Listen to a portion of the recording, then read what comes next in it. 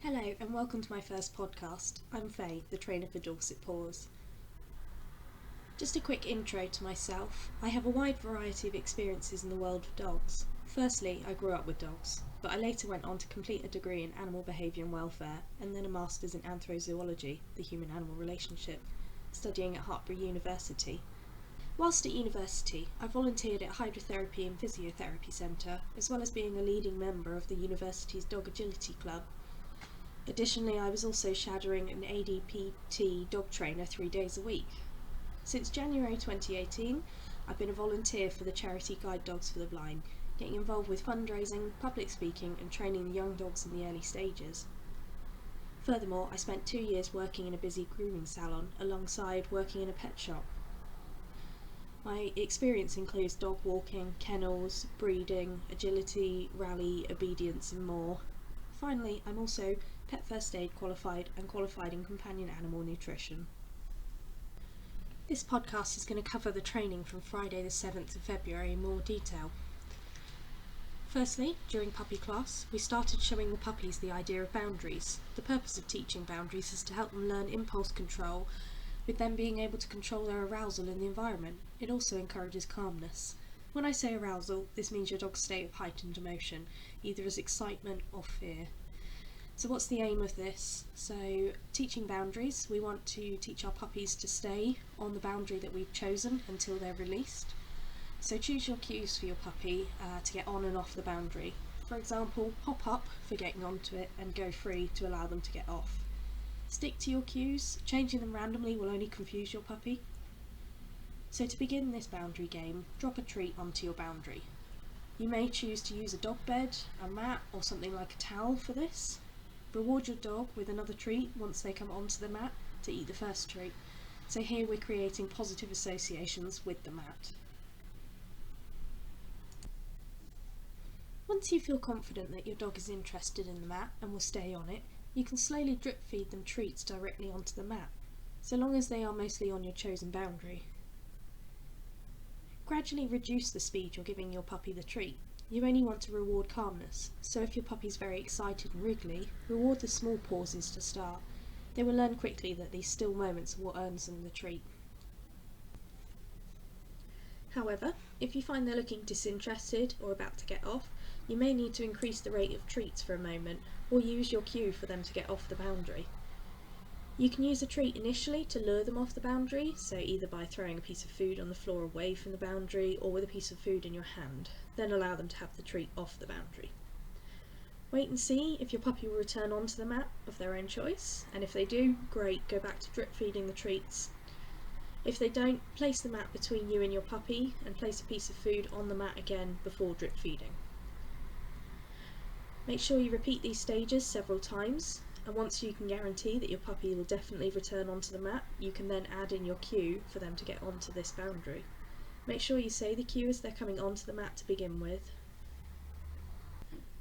So to build duration, we'll start to mix up the rate at which we drip feed directly onto the mat. So an example would be 5 seconds, then 3 seconds, then 7 seconds, and then 10 seconds, and then returning back to 5 seconds again. So changing it each time. Gradually, we want to try and increase the intervals between, but watch for any sign that your dog might be about to move. So get that treat in first. If your dog goes into a sit or a down, reward instantly because we want to encourage this. If they leave the boundary of their own accord, hold them off it for a moment by their collar or harness, then release and cue them back onto the bed. Start again with a faster drip feeding rate before then gradually decreasing the rate again. Remember, when you want them to come off, always use your release cue. That's what we've covered in our class, but we'll look into building the challenges later. Try to practice this as much as possible in the meantime. Now, in class we've talked a lot about DMT, which stands for distract, mark and treat. When your dog or puppy sees a distraction, have a marker such as nice or look before we simply give them a treat for seeing the distraction and getting a treat in before any arousal occurs. Next, we wait for them to choose to disengage from the distraction, so either they step back from it or look back at you or in another direction. Then we use our marker again, nice, and treat them once more. With time, go ahead to rewarding that disengagement from the distraction. rather than rewarding just for looking at it. If you know they won't get aroused by the distraction, wait for them to disengage before you add the marker. If it's something you know they're excited by or frightened of, then get that marker and treat in instantly. With these bigger challenges, distance is your best friend. So the more distance you have from something that's very exciting or frightening, the more chance you have of them disengaging.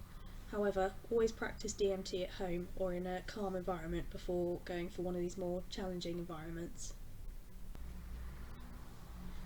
During the class, we also started teaching Fred to lie down. So start by luring your puppy into a sit. This puts your dog in a position where they are more likely to enter a down. Avoid using the cue to start with, as they won't understand the meaning of it. Ensure you start in a nice calm environment with as few distractions as possible.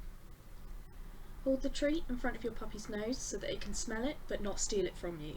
Gradually move it downwards towards your puppy's paws and then away slightly. Naturally, most puppies will follow it closely so their body will lower to the floor.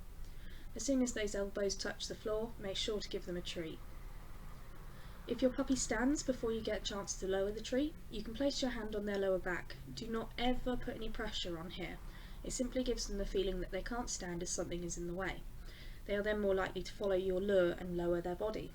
Once you've repeated this enough times that their body goes quickly into the down, you can remove the treat from your hand. However, the instant they enter the down, you'll still need to get that treat to them. Repeat this a number of times. Once you're confident that they'll instantly go into this down, bring in the verbal cue. As your hand goes down towards the floor and you see them moving into the down, add in your cue, such as lie down or down. Whilst Fred was learning to lie down, Buddy the Labrador, our youngest puppy in the class, was playing the name game. With both owners at either side of him, they called his name. As he looked or approached them, he got a treat. It's as simple as that. I always recommend rewarding your puppies to any response to their name as often as possible. We often call their name to distract them from something or automatically when telling them off. By purposely rewarding their response to the name, we create positive associations with it. It'll increase the likelihood of our puppy having a good recall. You can play it around the house with more distance, or even outside in another room. Make sure it's always paired with positive things though. As a group, we covered the idea of body contact. This is something best practiced at home when your puppy's relaxed. Run your hands over your dog's body, slowly and carefully. Watch for any sensitive areas. Reward them with a treat on a regular basis when they remain still. Increase the rewards for more sensitive areas, such as between the toes and looking in their ears. The purpose of this is to reduce the likelihood of body sensitivity, where your puppy may develop a disliking to you touching their feet for nail trims or dislike you looking into their ears for ear cleaning. Practice it frequently as your puppy grows, and always pick times when your puppy's most likely to be relaxed and remain still. So that's everything we covered in puppy class. If you have any questions, then please don't hesitate to message. Hope you enjoyed this podcast and thanks for listening.